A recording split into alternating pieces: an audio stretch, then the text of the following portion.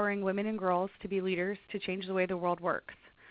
Judith is a Jill of all trades and master of many.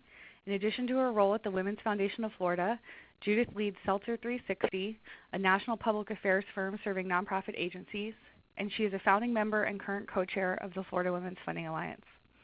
Judith, can you tell us a little bit more about the Florida Women's Funding Alliance and the work that you do in Florida?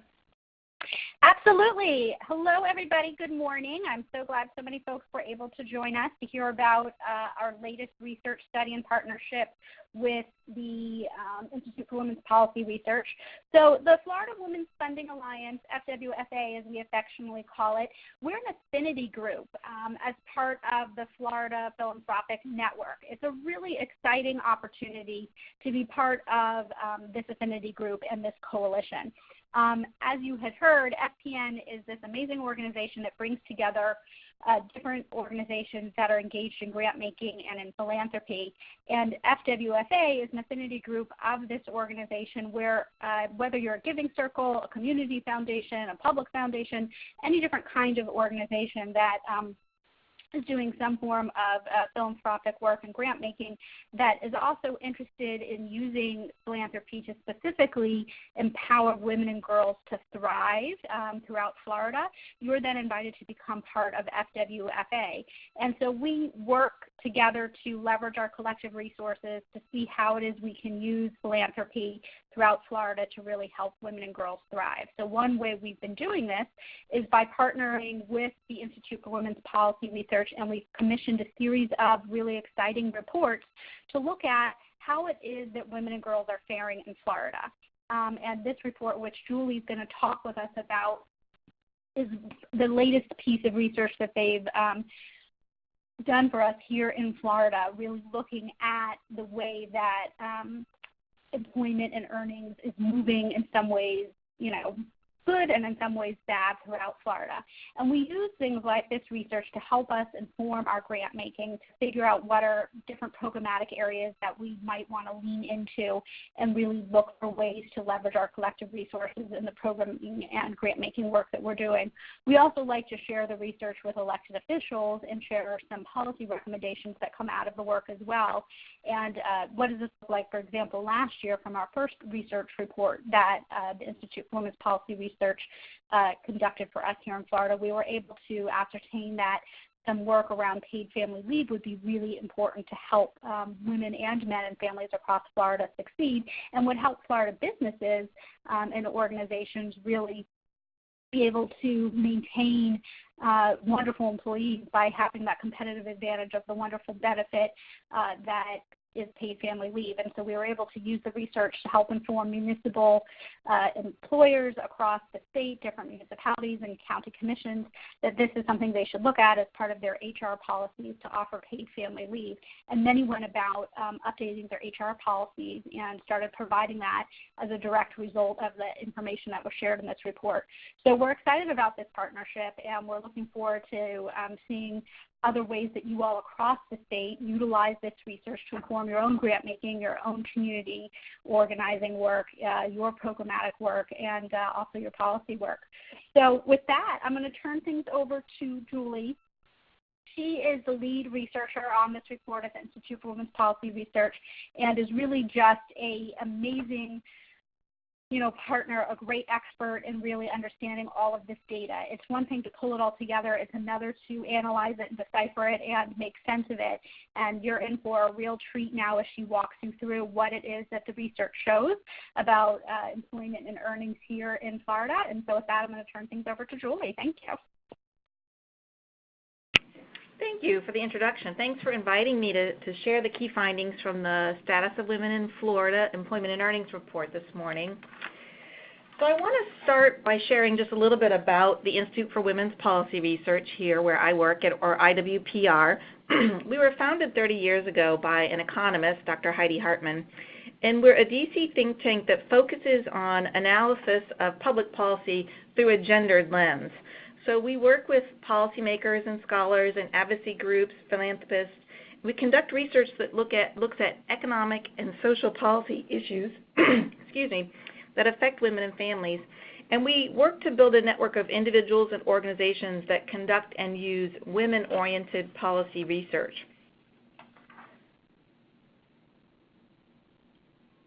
The Institute for Women's Policy Research started the Status of Women in the States project in 1996 to provide data for the U.S., for all 50 states, and for D.C., primarily using government data.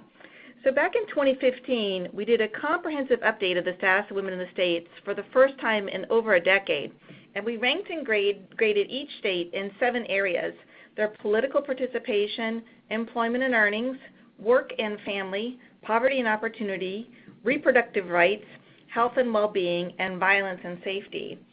And as with all of our research, we coupled that data with evidence-based recommendations.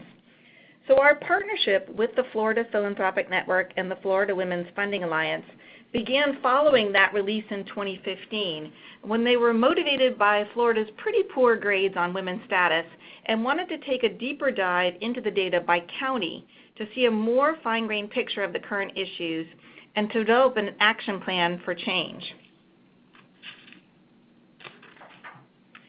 Together, we've released a briefing paper called Population and Diversity, which has demographic data for the state by county, and then a report on poverty and opportunity, which also has county-level data. Today, I'm going to give a snapshot of the key findings and the recommendations from the most recent report, Employment and Earnings. And in about a month, we're going to release a report on women's health and well-being in the state. And I want to really encourage everyone to spend some time with this report and the earlier ones, because the issues that were raised in poverty and opportunity and this employment and earnings report are related pieces of the puzzle for improving women's status. Also because the reports are full of the county level data that I know is really interesting and important for sort of local work, and also just because the reports have much more information than I could possibly cover on this short call or that you could probably bear to listen to. So to grade each state on the status of women in the area of employment and earnings, we look at 4 factors. We look at the median annual earnings for women who work full-time year-round. We look at the earnings ratio comparing women and men who are employed full-time year-round. We look at the percent of women who are in the labor force and the percent of employed women who are working in managerial or professional occupations. So as you can see from the national rankings for each of these indicators, Florida ranges from one of the best states for the gender wage ratio, 3rd in the nation, to one of the worst for women in the labor force and in managerial and professional occupations. So overall, Florida earns a D+ in the area of employment and earnings, which is actually a drop from the C- the state received more than 10 years ago. And during that time, the state's ranking nationally dropped from 31st to 36th. So next I'm going to touch on each of these areas in a little more detail. So median annual earnings for Florida women who work full-time year-round are $35,000, which earns the state a ranking of 38th in the country. Women's earnings in the state have actually been decreasing over the past decade or so. When we look at Florida counties, on one end of the spectrum there are 2 counties, Glades and Hardee, where women earn about $25,000, and on the other end there are 3 counties, Lafayette, Seminole, and St. John's, where women earn more than $40,000 annually. The state has 10 counties where women earn at least 90% of what men earn, and in 3 of those, DeSoto, Franklin, and Lafayette, women out-earn men. Somewhat counterintuitively, the gender wage gap in the state has narrowed. So in 2002, the wage gap between women and men was 20%. But by 2016, it had narrowed to 12.5%, so meaning women earn 87.5 cents for every dollar earned by men in the state. The state's wage gap is closing even though women's earnings are falling because men's earnings are falling even more rapidly than women's. We find that if earnings trends continue at the same rate in the state as they have since 1959, women in Florida will not have equal pay with men until the year 2038. If working women in Florida who are age 18 and older were paid the same as men of the same age, level of education, number of work hours, and urban or rural residency, women's average earnings would increase by $6,300, which amounts to a raise of over 16%. When we add that up across all working women in Florida, this would amount to an earnings increase of $28 billion, which is equivalent to 3% of the state's gross domestic product in 2016. So looking at earnings by race and ethnicity, we see that white women in the state have the highest median earnings, about $40,000 annually, followed by Asian Pacific Islander women, who earn about $37,500. Women who are multiracial or of another race, and also Native American women, each earn around $35,000 annually, and Black and Hispanic women have the lowest earnings, around $30,000 annually. So when we compare the earnings of these racial and ethnic groups of women with white men's earnings, there's a much larger wage gap for Hispanic and Black women, who both earn about 60% of what white men earn. For both women and men, higher education leads to higher earnings. So if we just look at the green bars for women, we can see a steady increase in earnings with each step in education, and a similar pattern for men, whose earnings are in the gray bars. But the $70,000 for men with a bachelor's degree or higher, which is such a big increase, clues us into something else that's going on. So higher education does not erase the wage gap. So when you compare women and men with the same level of education, the wage gap is actually largest for those with a bachelor's or advanced degree. Women with this level of education earn 71% of what men earn. In fact, women who complete high school earn the same as men who do not, and women who attend some college or even earn an associate's degree earn the same as men whose highest level of education is high school. So these data indicate that women in Florida need more educational qualifications to secure good-paying jobs. So turning now to the low labor force participation rate, it's one of the lowest in the country, earning the state a ranking of 48. About 54% of women in Florida are in the labor force, which is a slight decline from nearly 56% in 2002. Looking at the counties, Sumter County has the smallest share of women in the labor force, less than a quarter, which is attributable to the large population of women over 65. More than half are over 65 in the county. And there are 7 counties with labor force participation rates over 60%. They're Broward, Duval, Hillsborough, Leon, Orange, Seminole, and Wakulla. Among women, labor force participation rates vary widely by race and ethnicity. So women who identify as multiracial or of another race are the most likely to be in the labor force at 64%, followed closely by Black women. Native American and white women have the lowest labor force participation rates, both below 50%. It's interesting that for every racial and ethnic group except Black women and men, men are more likely to be in the labor force than their female counterparts. Upon a little initial investigation, I think this is attributable to the high unemployment rates among Black men in the state. So turning now to the occupations, nearly 40% of employed women in Florida work in managerial or professional occupations. And this category includes a range of jobs like managers, lawyers, doctors and nurses, teachers, accountants, engineers, and software developers. And the jobs typically require at least a 4-year degree, and they generally have high earnings and are likely to provide employment benefits. A larger share of women in the state are in these positions than employed men, and the share of women in these roles has been on the rise. It's interesting that although Asian Pacific Islander, white, and Native American women in the state have lower labor force participation rates than women from other racial and ethnic groups, they are more likely to be employed in managerial or professional occupations. So when we look at earnings by occupations, women in Florida who work in service occupations have the lowest earnings, $23,000, and this is a group that employs nearly a quarter of Florida's working women. So as I said, we always want to couple the data with the recommendations, not to just admire a problem, but to be thoughtful about, strategies and policies that could improve things. So there are several policies that could improve the economic status of women in the state, and they would benefit not only individual women, but their families, communities, and the entire state economy. Earnings inequality for working women translates into lower lifetime pay and higher rates of poverty. So as we looked at before, if working women were paid the same as comparable men, it would amount to $28 billion, but it would also decrease poverty in the state.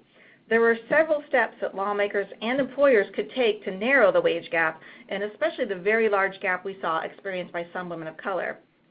So first, they could proactively enforce existing legislation around fair labor standards, and they could strengthen protections against retaliation for those who discuss their pay to determine whether or not they're being underpaid relative to comparable employees.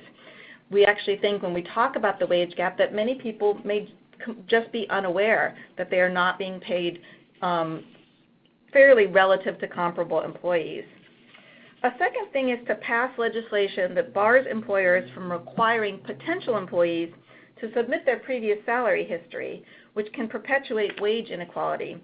This is a fairly recent development that's been gaining a lot of momentum across the states, and the issue that it corrects is if a woman or any person is underpaid in one job and then moves on to another and they ask, what were you paid before, we'll give you a little bit more, that may just sort of perpetuate that underpaying throughout a person's career. If instead the employer sort of shifts the burden to place a value on a job, then no matter the qualities of the person who shows up to fill the job, they will get paid that amount. And so it's an opportunity to sort of level the playing field at different points in women's careers. Third, increase the minimum wage in Florida to improve economic security for women. So a lot of those 25% of women who are working in service occupations are likely paid minimum wage, and women are disproportionately represented among low-wage workers. Fourth, occupational segregation, which is where certain occupations are dominated by men and they tend to pay higher paying, while others are dominated by women and lower paying, is the single largest contributing factor to the gender wage gap. So when economists throw in everything we can think of that would explain a difference in earnings, education, seniority, performance reviews, etc., it's the difference in occupations that is the largest driver. So a way to tackle segregation and get more women into higher paying jobs is that educators and counselors should ensure that career advice for women and girls, maybe starting as young as middle school, explicitly addresses the earnings and the growth potential of different fields of study and different occupations. Fifth, employers and stakeholders in workforce development could increase active outreach and support for women who are pursuing careers in technical and non-traditional fields. We know that it's difficult for women to see themselves in roles that don't have a lot of female representation, but active outreach and support, so we hear of pre-apprenticeship programs that specifically prepare women for the culture and what their legal rights are, how to file complaints, but also sort of a supportive and informative environment can make a difference in encouraging women to go into, for example, a trade. And finally, like the vast majority of states, Florida has not passed paid leave legislation. So few low-wage workers in the state especially receive work-life supports like paid sick days, paid safe days, paid family and medical leave, and predictable scheduling.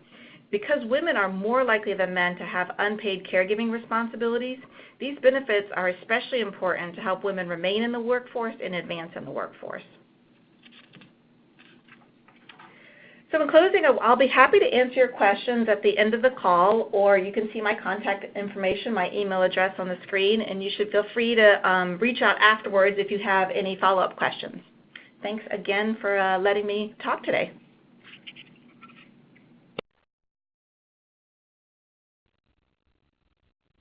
Thank you, Julie. As Judith mentioned earlier, we have the next installment of this report and the final installment of the status of women in Florida by county health and well-being coming in May 2008.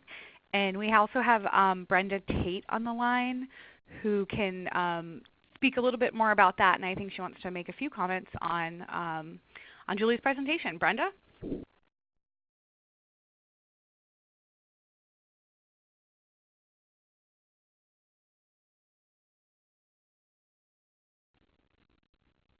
Okay, it seems like we might be having a technical difficulty there. Julie, we did have a few questions, particularly about the data in the report. One question was about adjusting for age, in terms that Florida has an older population on average than other states, and the three age groups with the largest female populations, ranging between 45 and 59, that these women might be retired. Do you know if the labor participation is broken down by age? Yeah, that's a good question, and clearly a point that came up for us looking at Florida, which does have, specifically we were looking at counties that have, very large retirement communities.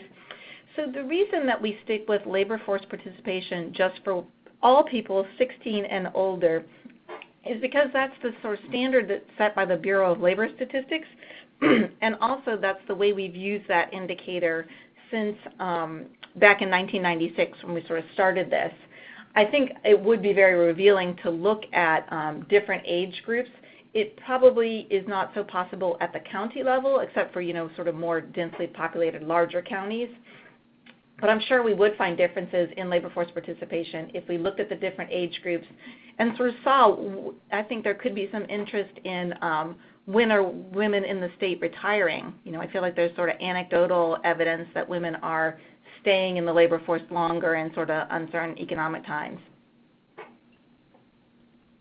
On that note, I believe in the first report on the status of women in Florida by county, poverty, and opportunity, there was an interesting finding that the average monthly Social Security benefit in Florida is also lower for older women than for older men.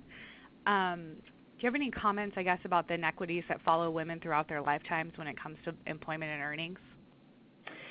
Yeah, I think that's a big piece of why the women in the labor force piece is important, because Social Security is tied to how long you're employed. And there are efforts, I don't know how much traction they gain, but there are efforts to give women partial credit in terms of employment if they are out of the workforce to care for someone else. But just, as we move towards more women in the labor force for longer years, I think we need to address those disparities, because the reason women get lower Social Security checks is just because most of them have not been working as long as men have. So, yeah, I think there should be some movement on sort of revamping Social Security to kind of reflect modern society and the fact that women are largely in the labor force, most of their lives, and to not penalize those who are doing caregiving jobs that somebody has to do.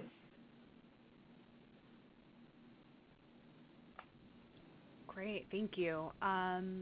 We have another question here about looking at median earnings in a state like Florida that naturally has a lower cost of living than New York, for example. So, Julie, I know that you guys do these you have the status of women in the states in all 50 states. So why do you look at median earnings, and what does that mean for Florida?